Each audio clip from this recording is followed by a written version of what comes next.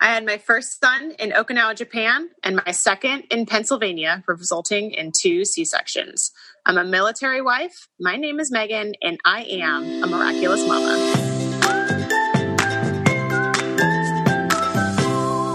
Hey everyone, welcome back to Miraculous Mommas. I'm your host, Elizabeth Presta. Thank you, Megan, for that amazing intro and telling us why you are a miraculous mama. If you want to share what makes you a miraculous mama, reach out to me. I would love to have you on here. I love connecting with the women in our community, and I'm super excited that these women that I've had on so far, I've gotten to hear their birth stories and they're sharing what makes them a miraculous mama. You can check out their birth stories on the Patreon and just look up Miraculous Mamas on Patreon. When you subscribe, that money goes to help women in need. So that's really cool. It's a way to connect and to give back. Don't forget to join our Facebook group, Miraculous Mamas. And for those of you just tuning in, Miraculous Mamas is a podcast that believes in empowering women through storytelling and education. We love having people share their birth journeys, parenting journeys, have experts on, and just kind of bringing us all together to be the best versions of ourselves and continually learn and grow together. Even if something doesn't resonate with us, we can always learn and expand from it and share it and pass that information on to people who need to hear it. So thank you so much to our listeners, and thank you for those of you who are just tuning in. I have an amazing episode for you guys today. It is World Breastfeeding Week. And World Breastfeeding Week started, it was first celebrated in 1992 by the World Alliance for Breastfeeding Action, and it's now observed in over 120 countries, guys. How cool is that? And breastfeeding is tough. It can be really hard.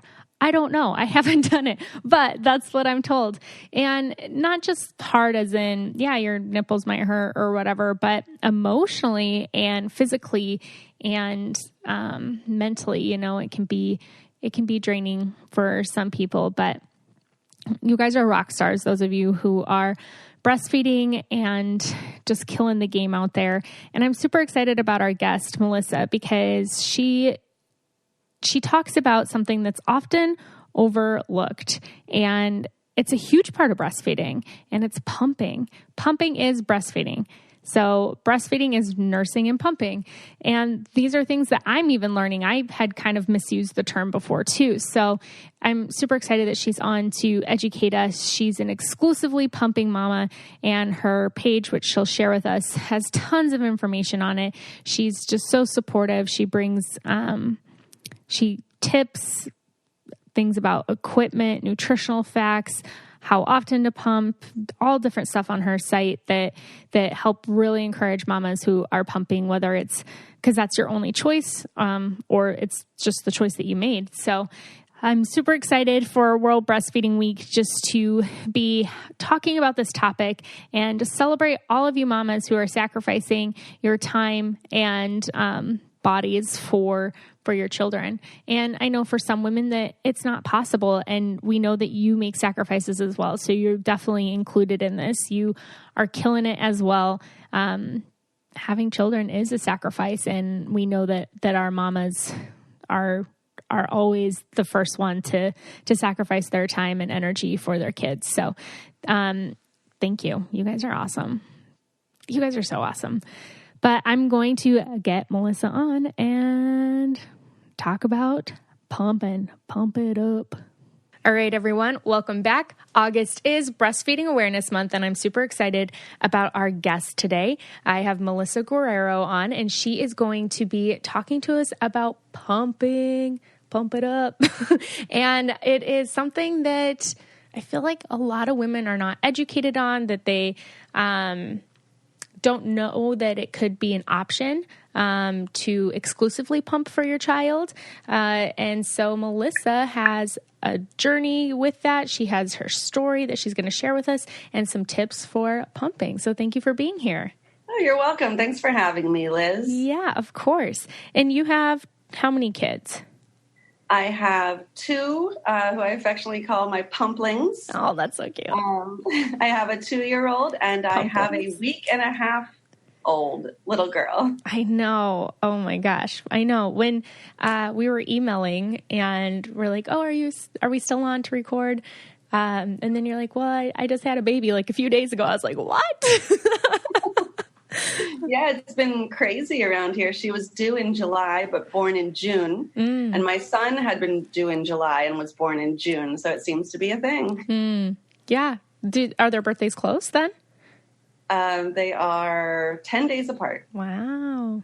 2 years and 10 days. Have joint parties then. Yeah, well, as long as that's okay with them. Right. Better for us. Right. Well, it's easier when they're little. When they get older, then you understand. It's like, oh, well, okay. Of course. Yeah. But it's 6 months away from Christmas, so it's nice that the two celebrations are spread out throughout the year. That is nice. I was a January birthday, so I was always like a month after Christmas, you know? But Yeah. I didn't mind it, but I always like, can I celebrate my half birthday? Can we do that instead so we can go to the pool or do something warm? Well, cool. And so you are an exclusively pump mama. Yes, I am. I just started my second exclusive pumping journey by choice. It wasn't by choice the first time, but it turned into a choice that I made, which felt really empowering. And I can tell you a little bit more about that if you want. Yeah, absolutely. I'd love to hear about it. Okay. So my first son, well, my only son, my first child was born a month early. So he had to spend a little time in the NICU. And because of that, he had to be fed through a tube for just a few days until he could get the stamina to nurse.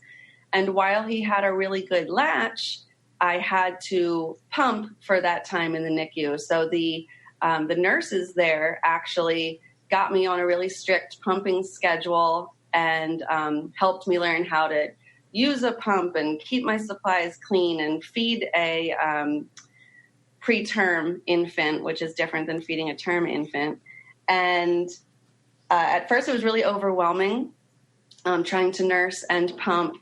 And I really assumed that I would have like the typical breastfeeding, direct nursing relationship. And I ended up exclusive pumping and I ended up really liking it. It worked for my family. Yeah. Because my husband and I went into parenting like really 50-50. I mean, we even split the nights. We even get like part of the night to ourselves, which we're like the most well-rested parents of newborns ever. Are you listening, dads? Are you listening? No, seriously. I mean, it's all about your support system. So exclusive pumping worked so well for us that I stuck with it. And I didn't even know it was a thing at the time. And I didn't know really anything about it. So I found groups on Facebook.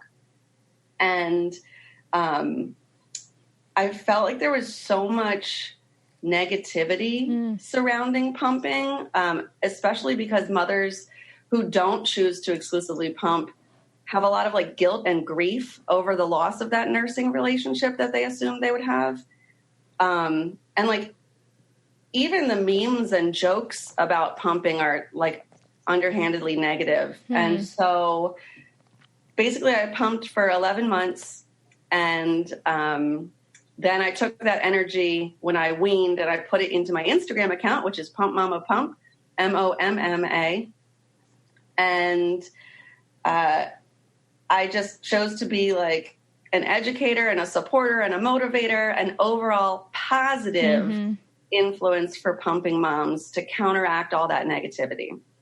Yeah, that's so crazy that I didn't know that there was all that negativity surrounding it. I mean, it's difficult because it is hard to be, you know, on a strict pumping schedule and hooked up to the pump multiple times a day, especially having a newborn.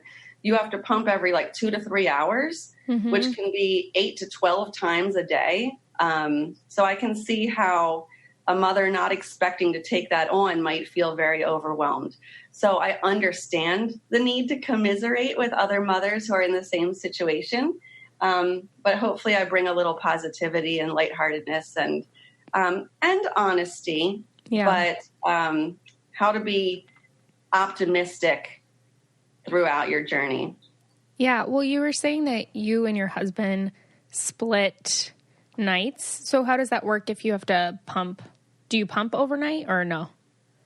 Yeah, we call it the middle of the night pump, MONTP in our community. And I get 4 hours upstairs. The other one sleeps with the baby downstairs. I get 4 hours and then I pump it too, and we switch. And then he gets 4 hours upstairs. And we did it the first summer that I had a newborn. And like I said, I just had a baby, so we're doing it again. And getting that, I mean, it sounds like a little bit, but getting that solid 4 hour stretch of sleep while the other one can bottle feed our infant is just like life-saving as a parent of a newborn. It really is. Yeah. I was telling you, it was so crazy because I just was in a breastfeeding class last night and we were talking about pumping, and they were saying one way to keep your supply up is doing one middle of the night pumping. Yeah. A woman's supply generally regulates around 3 months or by 3 months. So that means that you can start to reduce the number of pumps that you pump in a day and still get the same overall total ounces. That's what regulation means. So last time I didn't drop my middle of the night pump until 5 months just to be super safe. Might do it a little bit sooner this time. Yeah. But yeah, right away, it's all about supply and demand. If you have an infant nursing, the more they nurse, the more your body makes milk for them, right? So the same thing with pumping. The more you demand that milk, you're going to have enough to feed your child. Now, there are women who have like an oversupply and those huge freezer stashes. When I tell my moms, like, don't be psyched out by that. Like, there is a condition that makes you produce that much milk. Like, if you don't have a freezer stash that's a whole chest freezer full of milk, but you can feed your baby, that's all you need. Right. All right, I'm going to take a second to talk to you about something that's very important, which is taking control of your time, your body, your birth control, all of it. So getting birth control is a hassle. The time that it takes to go to your gyno's office and the hassle of receiving your new pack on time and several phone calls that you might have to make to find out why your insurance is no longer paying it. It's such a struggle, and it should be delivered to you when you need it. I can't tell you how many people I know who have, like, their cycles have been off because they had to miss a week because they didn't get their pills in time, or there was an issue with the insurance, or their doctor's office was completely booked. And you should be able to get it when you need it, where you need it, without judgment. And with a physician available to answer the questions that you might have. So if you've been on that journey, you are not alone. More than 10 million women in the U.S. take the pill and they struggle to receive it. It's real. And it's time to level up the healthcare playing field and get women the things that we need. And forhers.com, they're a new women's wellness brand that is putting your body back in your control. And one of the best things about it is that it's fought for by women for women. For Hers is helping women across the country get convenient and affordable access to birth control. There's no need to take the travel time out of your already busy day. Let's face it, we are all busy, and it provides access to licensed doctors online who can evaluate you and, if appropriate, prescribe you birth control that can be delivered directly to your door. For Hers puts the purchasing power back in your hands, bundling all the costs of receiving your birth control into one low price and without the need for insurance. I know sometimes the insurance struggle is real. I've dealt with that before, and because of that, it kept me from getting some of the things that I need. But with For Hers, you don't have to worry about that. No more booking to have time off from work to go to the doctor's appointment, pharmacy lines, being on hold with an insurance company. In every way possible, For Hers just wants to take the hassle out of it and make it convenient for you. And everybody's body is different. So For Hers offers 10 well-known birth control options. And whether you're already taking a form of birth control or have no idea where to start, For Hers will connect you to a doctor online who can help determine the option that will work best for you. You can order now, and the listeners will get your first month of birth control from forhers.com for just $5 right now while supplies last. And It's always subject to doctor approval. See website for full details. Go to forhers.com/babes. That's FORHERS.com/babes. forhers/babes. Restrictions apply. See website for full details and safety information. So how did you get over, I guess, with your first one? For moms who are listening that maybe you mentioned, with the pumping relationship, it's hard because sometimes you feel guilty or you have to grieve that. With your son, did you have a grieving period? Well, I'm really glad that you used that word, grieving period, because there's so much mom shaming and mom guilt in motherhood in general, and especially on online communities. Mothers get kind of mean. Mm-hmm. Just because we have really strong opinions, and right. We all think we're doing it right. And the truth is we're all doing our own version of right. And mm-hmm. it's easy to find that your version is better than someone else's. I get it. But realizing that exclusive pumping, is a grieving process for some and not something to feel guilt about. That's the difference, guilt and grief. You have to let yourself actually mourn the loss of your expectations that you thought you would have. Mm-hmm. It's nothing you're doing wrong. It's actually kind of cool because being an exclusive pumper is still a choice. You could feed formula, which is fine. I actually supplement with formula because both my children had low blood sugar mm-hmm. and jaundice issues. So I don't have a bias against formula, but formula is also a choice. So if you're exclusive pumping, I encourage my moms to really take pride in the fact that they're still making a choice. They're still choosing to feed their child their breast milk. They haven't had that choice taken away from them. Yeah. So after you grieve the loss of what you thought you would have, just fully embracing and having gratitude for any way that you are able to produce and feed that milk to your baby. Yeah, I love the way that you put that because then you don't feel like all your options are taken away if mm-hmm. you're struggling. And I feel like it's easy to feel like that. Mm-hmm. Yeah. But you're still empowered by your choice. Yeah, yeah. A woman in my class last night, she's exclusively pumping now. And she said she has 3 months left, but I'm not sure the relationship with her son or why, but she said that was the option that they had decided to go with. Let's talk real quick about your nipples when you're pumping, because I know as far as breastfeeding, the latch makes such a huge difference. And, if you are experiencing certain pains, your baby's probably not latched right. And, there's different things that could happen there. So how does that work if you start off with a pump? There are some growing pains, just like there are if you're directly nursing, like you said, trying to figure out that great latch that doesn't, tear up your nipples. Yeah. So despite, old wives' tales, you cannot roughen up your nipples. Right. You're always going to be sensitive. Oh, man. So take some sandpaper, rough them up a little bit. No. Don't do it. In the first days, using a nipple balm or lanolin is, helps you with the rough spots of transitioning to pumping. But finding the right size flange, that's often called a flange or a shield, the part that actually fits around your nipple, should not rub against your nipple itself when pumping, and it should not suck your whole areola in. Mm-hmm. So usually pumps come with a 24 millimeter standard size. Well, as we know, we are all different. No matter what the size of our breasts are, we are all so different, especially when the nipples become enlarged when you pump.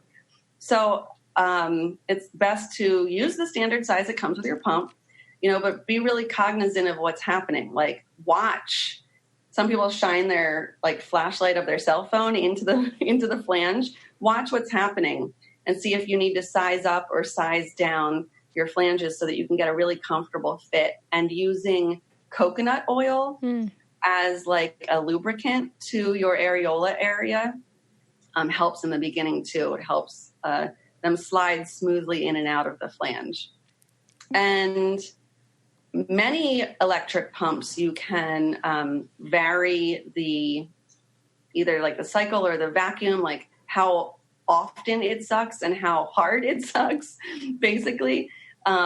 So there's a misconception that like the higher the vacuum, the more milk you're going to make. And that's just not true. So pump at a comfortable level, comfortable cycle, and wear a hands-free pumping bra if you can, so that you're not, your stature is not uncomfortable trying to hold on those flanges. A lot of nursing mothers at first find themselves really like hunched over, trying to hold their baby and get their baby to latch just right. And the same thing honestly goes for pumping. A lot of pumping moms find themselves hunched over with their arms in front, like little T-Rex arms, trying to hold on their flanges. So the hands-free pumping bra really helps your posture as well and helps you sit up straight and relax. Relaxing is a big thing to get that milk flowing as well. Mm. Yeah, I don't know why this entire time you were describing that my nipples hurt. But same with good nursing, they shouldn't hurt. Right. If they hurt, right, you're doing something that can be fixed. Yeah. Yeah. Well, for some reason, I don't know why I did this. Probably 10 years ago, I was at my friend's house and she had a pump. I was like, oh my gosh. And we were talking about it. Then for some reason, we decided I was going to try it. And I put it on and it was so painful. Obviously, I had nothing in my boob to suck. So like just kind of as a joke, and she put it at the lowest level and I did it and it was so painful. So now I'm scarred.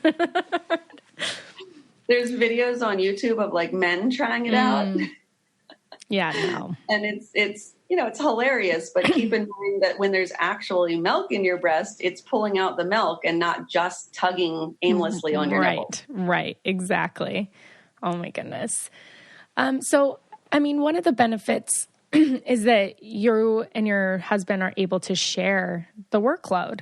He gets to bottle feed because you're pumping, and it probably frees you up for some other tasks as well.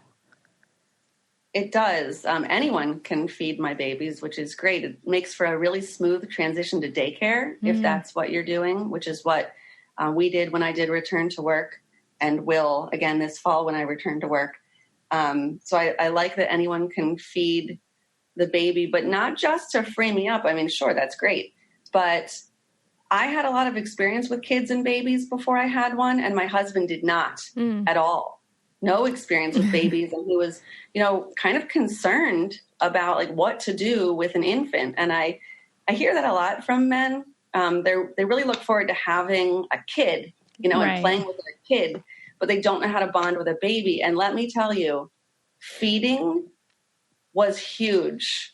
Any mother who's in this grieving process thinking that they're not going to have a bonding relationship with their baby, oh my goodness, mamas. Like there's so many ways that you can bond with your baby, but now your husband actually gets to bond through feeding as well. And watching that, oh my gosh, I probably fell in love with him all over again. I'm serious.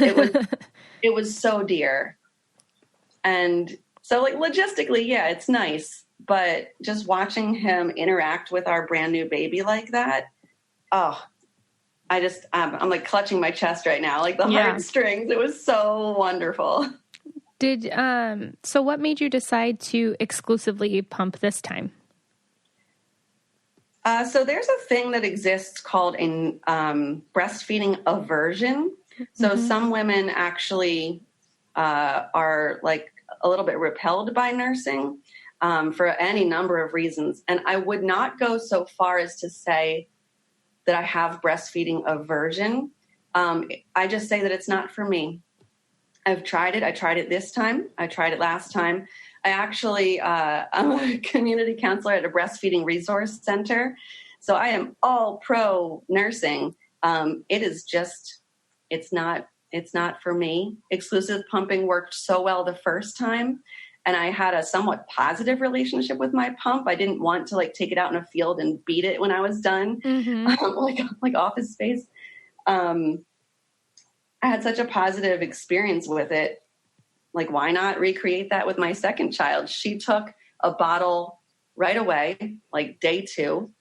And it's 2 weeks in and it's going really well for everyone in our family. So, you know, why not do what works for you? Be unapologetic about it too. Yes. Yeah. The more confidence you have, the better you'll feel about your choice. Mm-hmm. Like there ain't no shame in my mom game.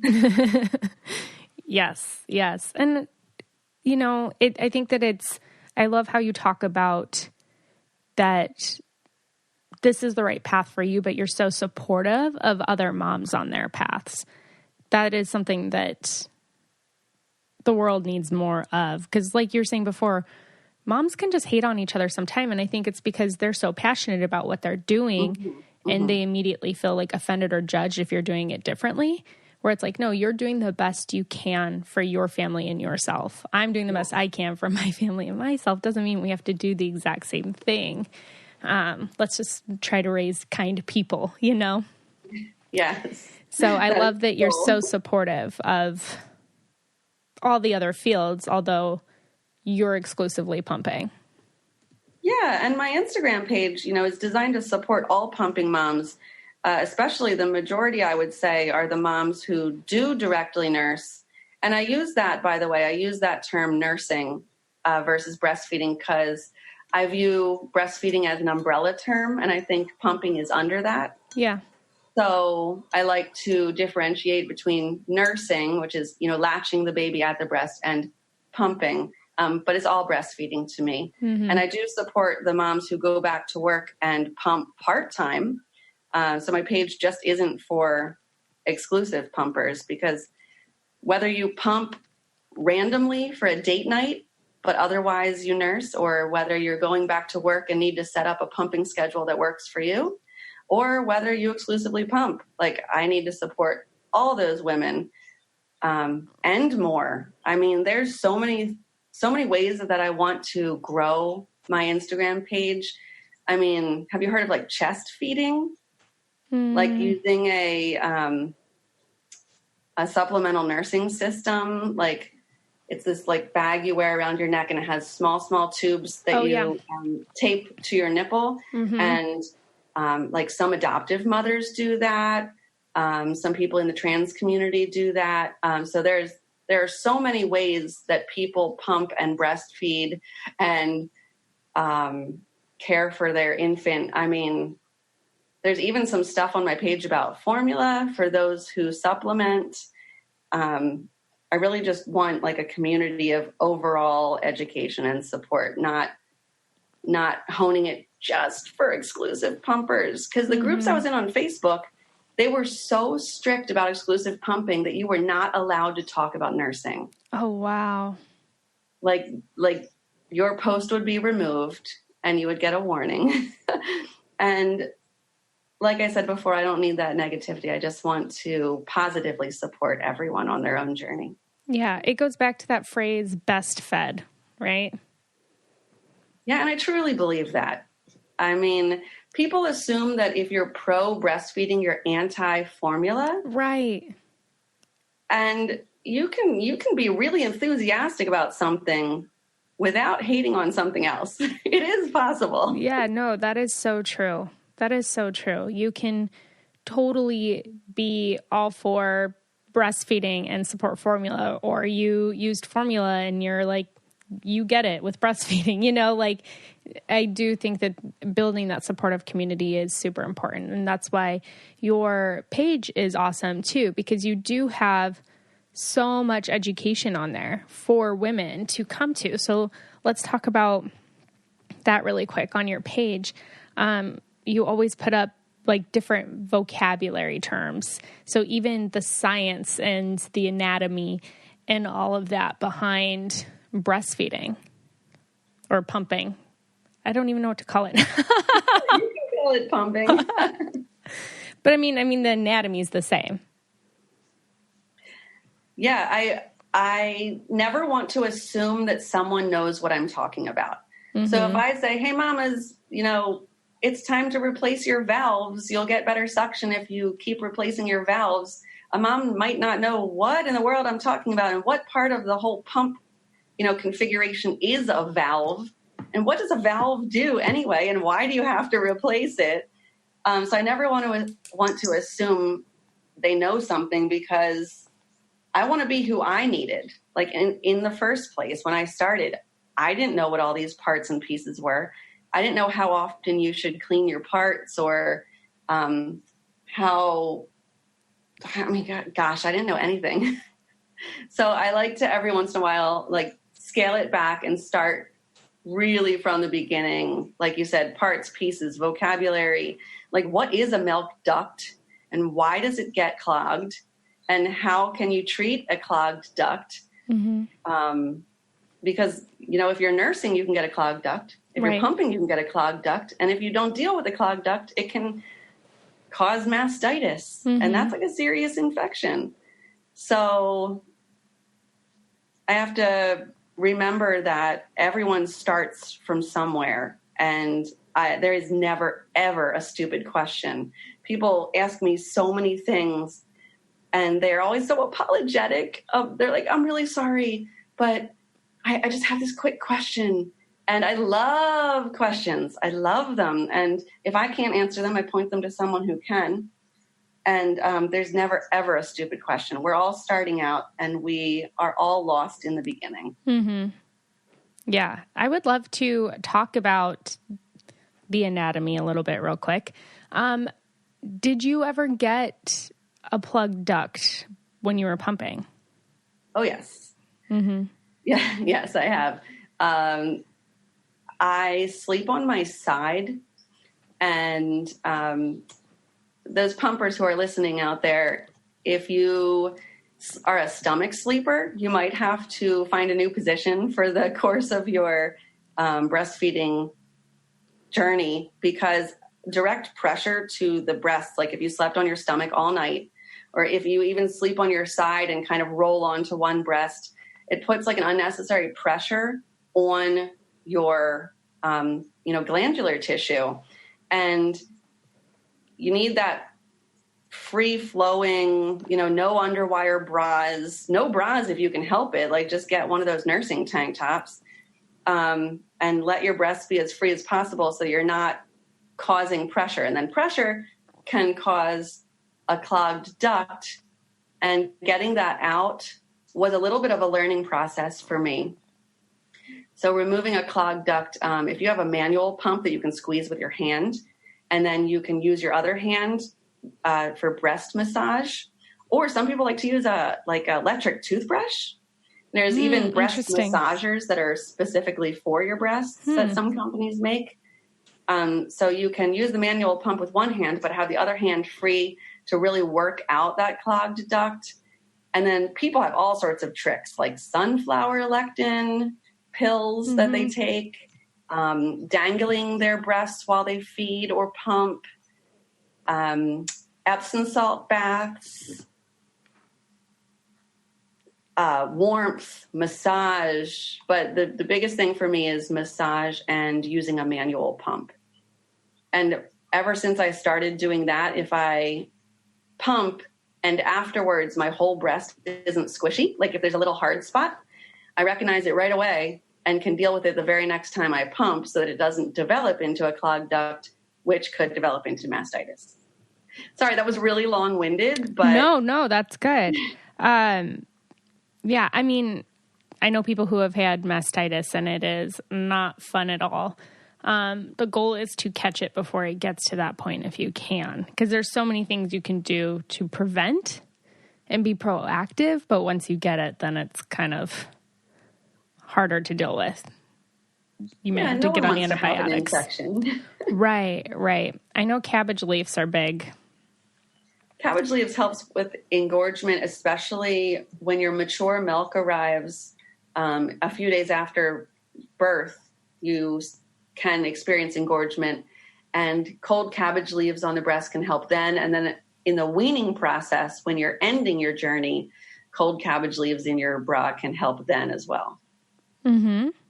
Yeah, no, absolutely. I actually recently found out that cabbage leaves help with just even sprains. Like if you sprain your ankle. Really? Yeah, you can put a cabbage leaf on it and it helps reduce swelling. Isn't nature cool? It is cool. It is really cool. I'm actually growing cabbage right now. So I was like, oh, cool. I can use these for my aches and pains. But yeah. And so do you think that, I mean, coming from the exclusive pumping community, what are the kinds of questions that you do get asked the most? And where do you see like the biggest need? The biggest need would probably be supply.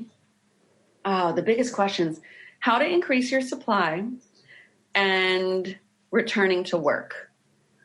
So those would probably be the most frequently asked questions. Because if you have a really successful, breastfeeding, directly nursing relationship, it's hard to transition to pumping. It feels unnatural. It can feel unnatural to you. And, you might not know how much milk to store up or how many times during the workday to pump. You might not even know if legally you can pump at work and what your rights are. So I help with that as well. And as far as supply, like I said earlier, mothers get really psyched out by these oversupplying moms with huge freezer stashes. And other moms don't know, they don't realize that frequent pumping is necessary. So, because lives are busy. We're busy, especially if you have like toddlers and other children. And pumping can seem like a hassle. And I have to give just a little bit of tough love because getting that really strict pumping schedule helps you build your supply and helps you be able to make enough to feed your baby. And that's the goal. Like babies drink anywhere from like 25 to 30 usually ounces in 24 hours. So if you're making around that, that's all you need. You don't need a chest freezer full of milk. Mm-hmm. But if you have a chest freezer full of milk, there's so many mothers who get to donate to like NICU units and really expand how long they can feed their infants. So there is a blessing to being an oversupplying mom as well. Mm-hmm. What are some tips that I guess you give to the moms who are transitioning to work and kind of having that struggle of even transitioning to a pump? Well, I had a coworker who had this little frame on her desk, and this stuck with me. It was years ago, but it stuck with me. There's a little frame on her desk of her infant daughter, and it said, "Do it for her," real big at the top. And I just keep coming back to that because that's what you're doing, you're doing it for your baby. And there's some people say that gazing at your baby or gazing at a picture of your baby helps with the letdown process or the milk start flowing. And I just imagine her, in our little pumping room at work with that picture frame, just finding any motivation to hook up to the pump one more time. And that's why it stuck with me because, really coming back to why you're doing it and why you're taking the time out of your work schedule and, going into some small room or supply closet or wherever they make you pump and hooking up to the machine. It seems like a lot. And just really coming back to why you're doing it and never quitting on a hard day, but, taking time to reflect, find gratitude if you can in your experience and trying again tomorrow, ironing out any kinks in the process, seeing how you can also care for your mental health while pumping at work, almost seeing it as like a reprieve or a break, getting some quiet. Maybe some people are into like meditation. So they might find that 15-minute block a way to like recenter during the workday. There's so many ways you can look at it. Some mothers, work a desk job. Like I work on a computer, so I can just take my computer into the pumping room and continue working, which, my boss likes. But so just, finding what works for each mom. Like, do you need to be productive during pumping at work? Do you need to zone out? Do you need to look at a picture of your baby? And case by case, people tell me their stories, these passionate stories, and I just help them find a better way to do it. Yeah. Yeah. I feel like I hear that struggle of having to go back to work, whether you are pumping or formula feeding or breastfeeding. Just that transition itself is really, really hard for a lot of women.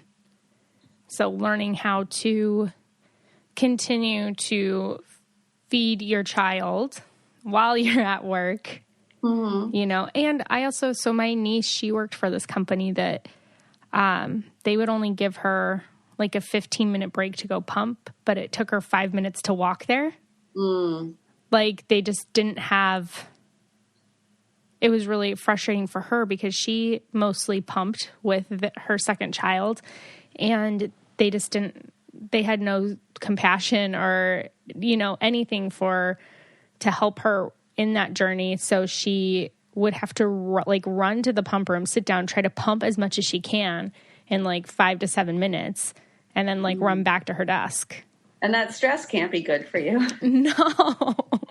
I get a lot of nurses who ask me what to do with these 12-hour shifts. And other professions that have really long shifts where they need to be on their feet. And choosing a pump that you can somewhat conceal within your outfit. Like there's the LV brand, the Willow brand, and the Free Me brand right now that kind of look like two coconut shells. And you put them in your bra. And, you know, if you're wearing a loose fitting shirt or scrubs or like a lab coat or even a big scarf, you can really conceal, you know, you won't look like Dolly Parton. You can really conceal that cordless pump and actually pump while you work. So that works for some mothers. And like I said before, knowing your rights, like I believe if you have a company with more than 15 employees, they have to give you adequate time to pump in the U.S. And they have to give you a space to pump that is not a bathroom or does not have a toilet in it, at least.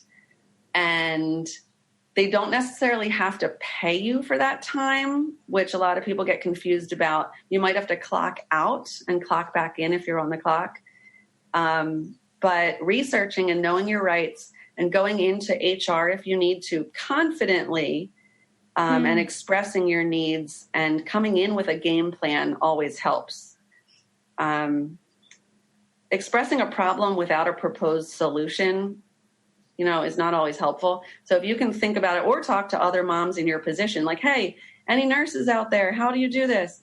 And get a plan, go into HR, tell them the law if you need to, but do it confidently and politely and try to get what you need.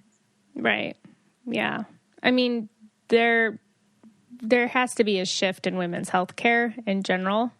And I think that is something that so many people are striving towards. So even episodes like this, where you continue to learn that you do have rights in those situations and that you can demand more. And then you have to force people to shift. You have to force people, I mean, even just to follow the law, you know? Yeah, and it's all about normalization as well. Like the more we see it in social media, the more we see it in print, in magazines. I mean, we're seeing now nursing mothers on the front of magazines, in commercials. I mean, it's just like breastfeeding in general is becoming more normalized, which I love it.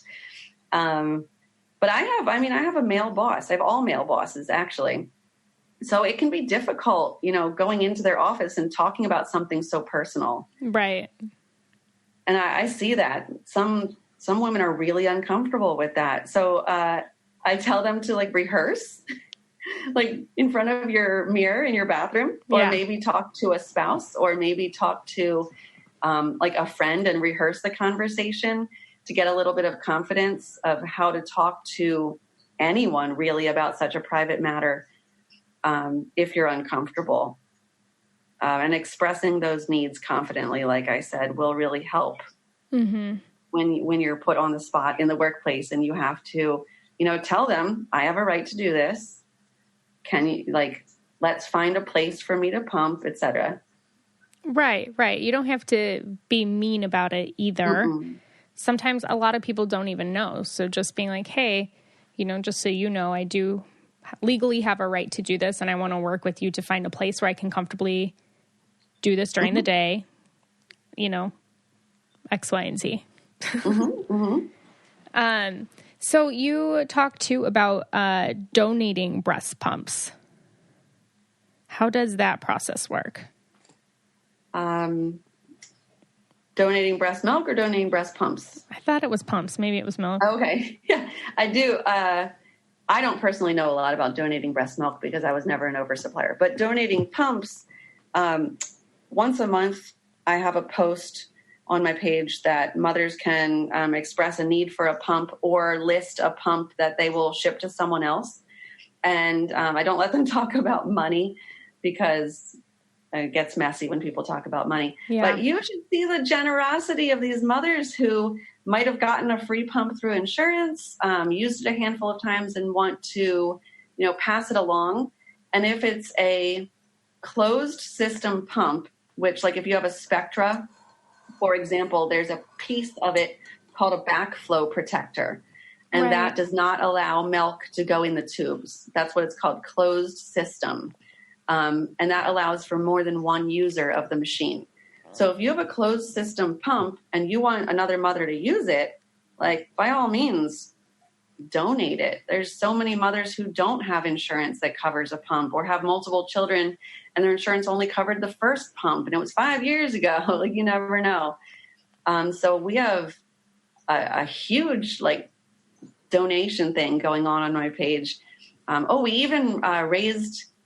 Well, we didn't raise money. We raised pumps for a quadrant or section of Guatemala recently. Oh, that's amazing. Because one of our mothers was returning to Guatemala, actually the area that inhabits the land around the dump, the city dump, literally. And it's a very impoverished community. Mm-hmm. And she was collecting hand pumps, Medela hand pumps, to take down for the mothers there because they don't need electricity. And so when I heard about her efforts, I jumped on that and said to my mommas, if you have this pump, send it to this address. And you can even put it on Amazon and have it shipped to this address. And the response was really great. And I was so heartened by that little donation period. And it just ended, actually. They just returned to Guatemala. I think they're there right now. It's so exciting. Oh, that's so cool. And I was so heartened by that. I was like, oh my gosh, what could this become? These mothers are so generous with their money and with their pumps. And there's so many other mothers in need. I'm really excited to see what I can do with that in the future. Yeah, that's really, really cool. And so important because especially how you're saying a place where they don't need electricity. I mean, Guatemala is going through a lot right now. It's extremely dangerous to even live there. It's in extreme poverty, and I think people don't realize the conditions that happen in some of the other countries. So being able to donate and give back is huge. So that's so cool that you were a part of that and that you reached out to your community and how everyone kind of came together and helped. That's so amazing. I would love for us to go back to the insurance thing because that was something that I didn't know that I recently learned is a lot of times your insurance may cover a pump or may give you a certain budget for a pump. But like you said, it might just be the first time. I know that you can rent some of the closed valve pumps from a hospital or different places. But how much money do pumps really cost? Oh, it's a wide range. If you are fortunate enough to have insurance that covers them, they'll offer you a selection of providers to send you that pump. And what I didn't know the first time is that if they give you a list of 10 companies, call them all. They all have different pumps. I didn't realize that. Yeah. And if you're after a specific one, call every company that they give you and try to find that specific pump. I really wanted a Spectra S1, which is rechargeable. And so I had to go through like 3 different companies to try to find one. And it was a small upgrade, so I did pay a little bit out of pocket to upgrade it. But for an exclusive pumper, that's, nothing because you use it so heavily. So look into upgrades, look into types of pumps, do your research before so that you can make a good choice. And also see if your insurance covers replacement parts. Mine does not, but some insurance will send you extra parts a certain, every few months even. There's one insurance, I believe I don't know what company, but there's one brand of insurance that will send replacement parts, I think, every 3 months, which really, really saves on your costs. But as for out of pocket, like go to Walmart, go to Target, see the pumps. It goes anywhere from like probably 150 up to like 500. So they can be pretty pricey. A hand pump, a manual pump that I keep talking about is about 25. Look on Amazon. You can find great deals on Amazon. And also don't, if you're into gently used things, like I said, a closed system pump like Spectra, I got my second pump to keep at work on Facebook Marketplace for $25. Oh, that's awesome. The mother had barely used it because she predominantly nursed and, didn't really pump that much at all. Sold it to me for $25, which was a steal because I think it's like close to $200 out of pocket. And I bought all new accessories, of course, the part that touches the milk and my body.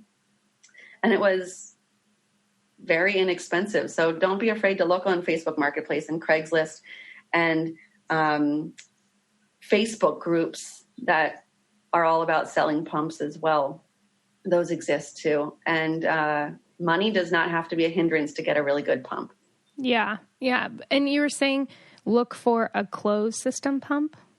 Yes. So maybe you wouldn't want to buy one that is not like a reused, like thrift one that was not. If it's like your sister. Right. If it's somebody, this is how it was told to me. If it was someone that you didn't mind that they breastfed your child for you. Oh. then that's okay. For example, the Medela Pump-In Style Advanced, which is probably their most popular one. Insurance companies love to cover it. That one is open system. So condensation and milk can get in the tubes and they can get inside the machine and mold as well. So I always caution my moms, like, you should know the person that you're getting this from, like you said. Be pretty intimate with that person because they're, it's not the cleanest. So please, moms, if you're getting a used pump, try to get a closed system pump. Yeah. Do your research on it. So on your Instagram page, if people go there, what are they going to find from you? Oh man, depends on the day. You're going to find so many pictures of pumping mothers and pumplings, we call them, the babies of pumping so cute. mothers.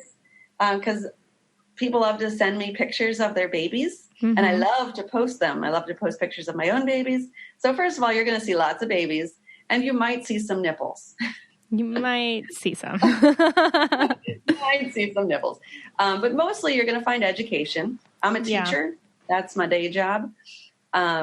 So you're going to be educated on exclusive pumping or pumping in general.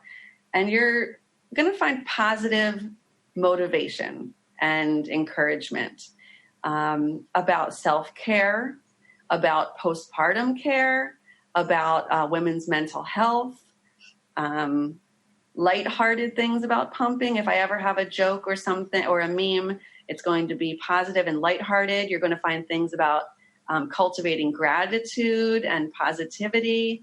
So yes, the majority is literally about breast pumping, but it's so much more than that.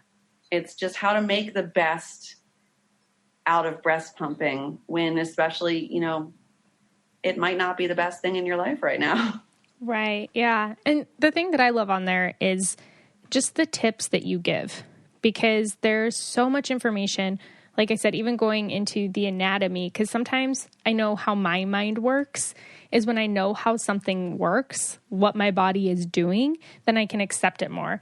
Like if my nipple's just being tugged and I don't understand the science behind it, I don't like it. But when I'm like, oh, okay, like this is filling with milk, it's coming down the duct. And when it, you know what I mean? If you understand what's happening, I can accept it more. So there's tons of tips on there. There's ways to, help you pump, gratitude, the vocabulary, like we were talking about before, the science, cute babies, just tons and tons of support. Of opportunities for mothers to help mothers. Mm-hmm. So sometimes people ask me a question I don't really know. Like, hey, I'm moving literally across the country and I need to take all my frozen milk. Mm-hmm. How do I do it? And I'm like, whoa, I never moved across the country with a chest full of milk. So let me ask the audience. And I will post different posts for different questions. And any mom with experience in that area is usually really keen to offer their own experience. Yeah. And, about anything, traveling, relactation, nursing, or pumping for twins. So many things that I don't have any personal experience with and that I didn't learn about in my breastfeeding counselor classes that I just ask the moms, and then they give their own experiences and help whatever mother is in need. And it's really great. And it fosters this really great sense of community that just makes me so happy. I mean, anything to tell a mom she's not alone. Right. She's not the only one to have experienced this issue. Look at all these moms that have also experienced this issue, and they're here to help you.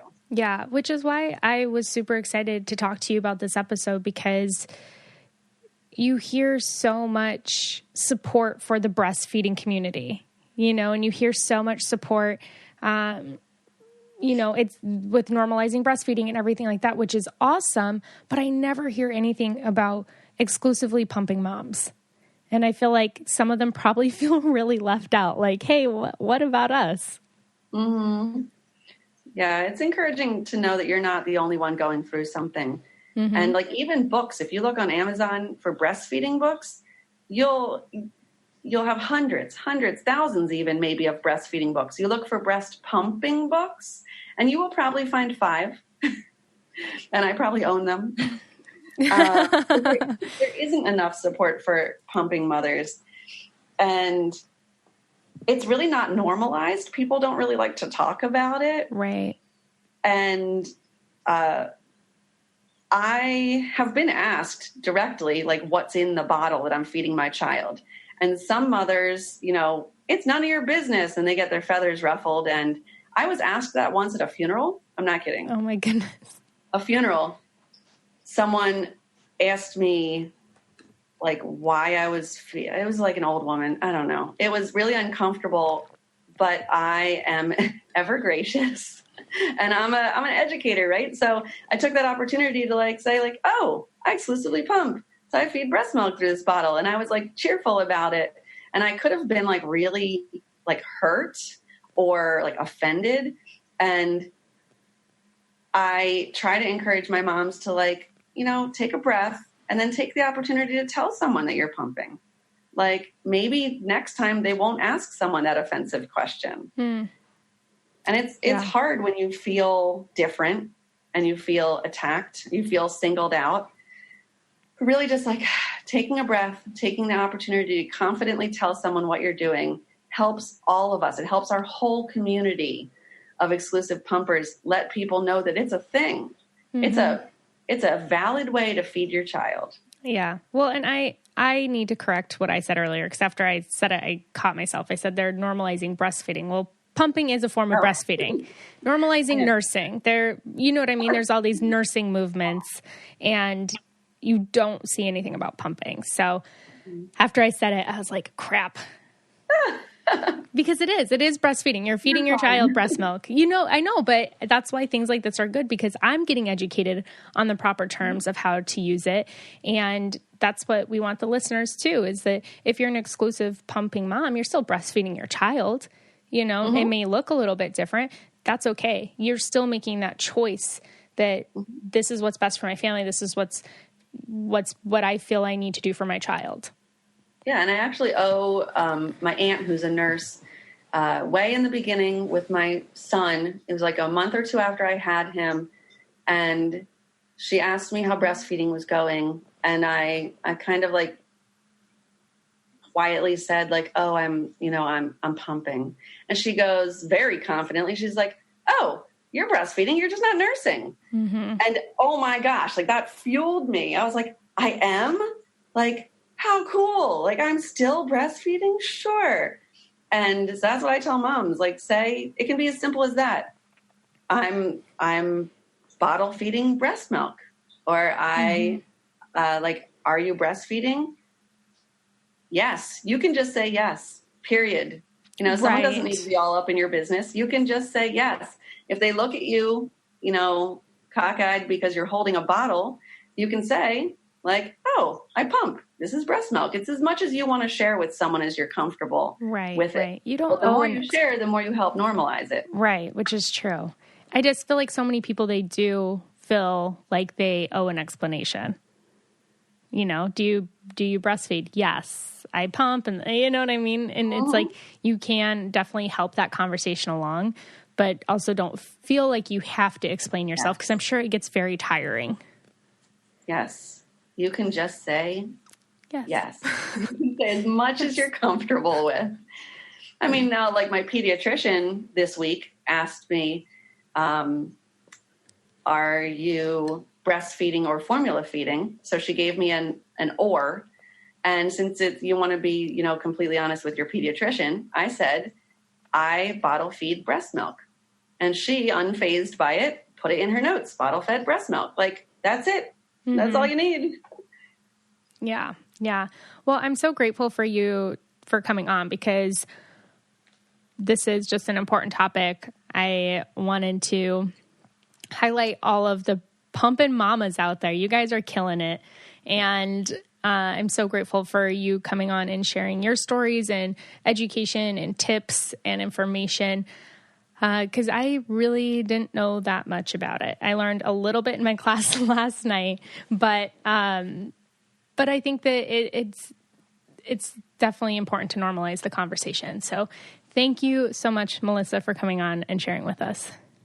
Thanks for having me. It's been a pleasure. Yeah. And women who want to follow your journey and learn more. And like she said, her page isn't just about pumping, but there's tons of great pumping resources on there. Where can they find you at? You can find me on Instagram at pump_momma_pump. MOMMA. Pump, mama, pump. Yep. Yep. I feel like your page needs a theme song when people come to it. Yeah, you should flip to it. It should just be like, pump up the milk, pump it up. Oh, yeah. I love it. I know you like to sing, Liz. I do. I love it. That's so awesome. Thank you so much, Melissa. I will talk to you soon. Thanks. Bye. Pump it up. Pump the jam. That's all I want to sing now after talking to her. I can't get it out of my head.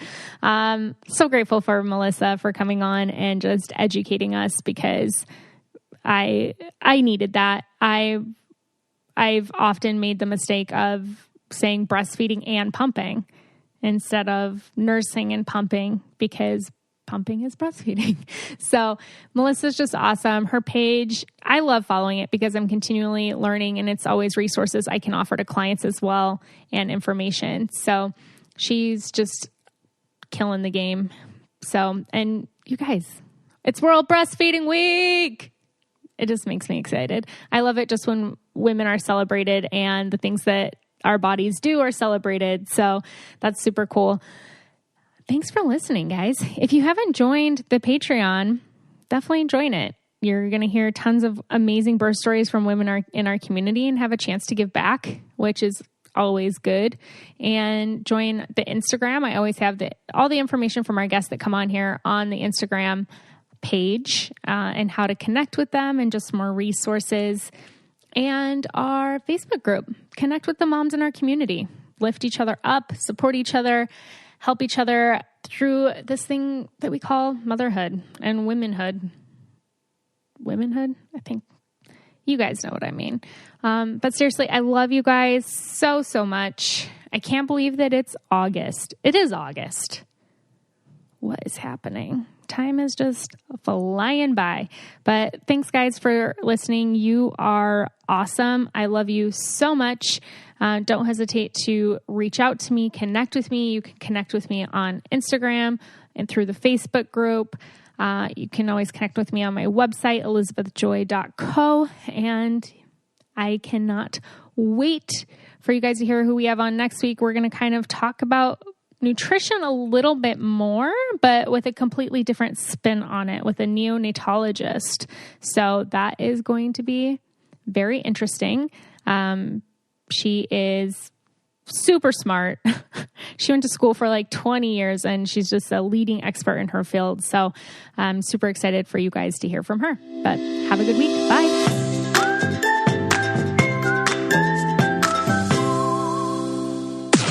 This podcast is brought to you by Wave Podcast Network. Check out all of our shows, including the Brain Candy Podcast, I Don't Get It, Coffee Convos, and Let's Talk About It.